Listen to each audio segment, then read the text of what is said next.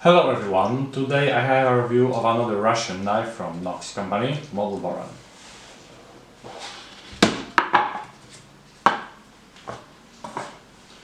Total length is 23.4 cm, blade length is 10.4 cm, blade thickness is 4 mm. The steel of the blade is D2, it's a high alloy tool steel with increased corrosion resistance, tempered between 59 to 60 HRC, full flat grind, satin finish.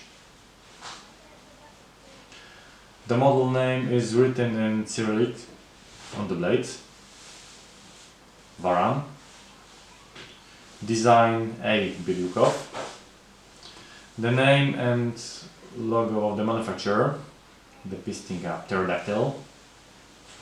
On the other is the name of the steel, D2, liner lock.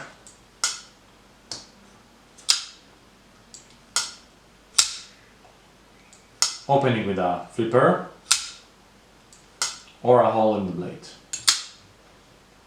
The knife runs on ball bearings. The handle scales are made of black G10.